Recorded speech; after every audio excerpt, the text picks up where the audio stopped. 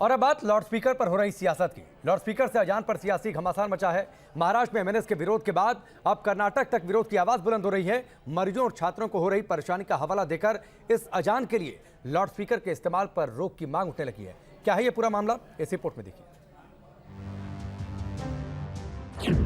Speaker पर अजान, चाहे कोई हो परेशान।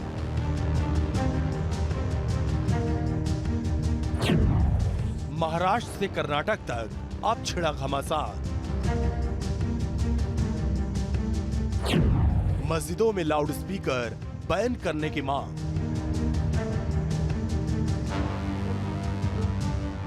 महाराष्ट्र की सियासत में स्पीकर पर अजान तो जय हनुमान का नारा बुलंद हो रहा है। तो अब यह मामला महाराष्ट्र से कर्नाटक तक पहुंच गया है।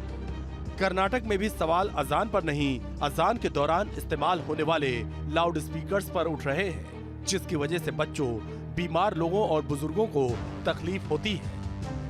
लिहाजा कुछ दिनों पहले तक हिजाब के मामले को लेकर सुर्खियों में रहे कर्नाटक में अब मस्जिदों में अजान के लिए लाउड स्पीकर के इस्तेमाल का विरोध शुरू हो गया है।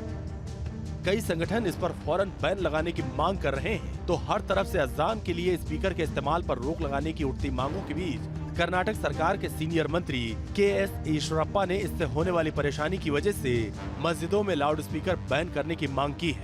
उन्होंने कहा, छात्रों और मरीजों के हितों को ध्यान में रखते हुए मुस्लिम समुदाय को विश्वास में लेकर इस मुद्दे का समाधान निकाला जा सकता है। मुस्लिम धर्मगुरुओं को ये देखना चाहिए कि लाउड स्पीकर का इस्तेमाल मस्जिदों तक सीमित रहे और इसकी आवाज से आसपास के इलाकों में रहने वाले लोगों को कोई परेशानी न हो।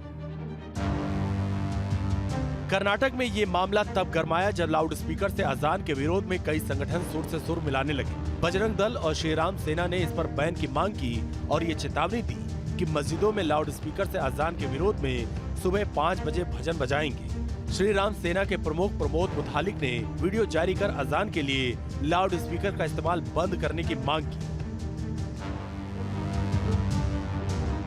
इससे पहले महाराष्ट्र में एमएनएस चीफ राज ठाकरे ने मस्जिदों में लाउड स्पीकर के इस्तेमाल पर रोक लगाने की मांग उठाई थी। उन्होंने ऐसा नहीं होने पर अजान के वक्त हनुमान चालीसा का पाठ करने की चेतावनी भी दी, जिसके बाद कई जगह लाउड स्पीकर से अजान तो जय हनुमान सुनाई थी।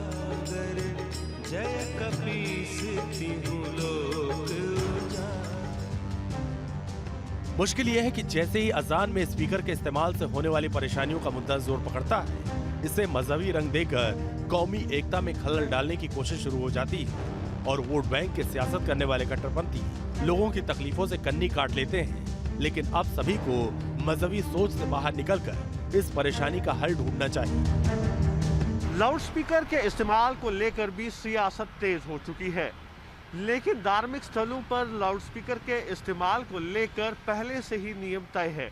ऐसे में अगर कोई नियमों का उल्लंघन करता है तो ये पुलिस की जिम्मेदारी है कि वो ऐसे लोगों के खिलाफ कार्रवाई करे। वीडियो जर्नलिस्ट मुनीश के साथ यासर मुश्ताक, न्यूज़ नेशन, बेंगलुरु।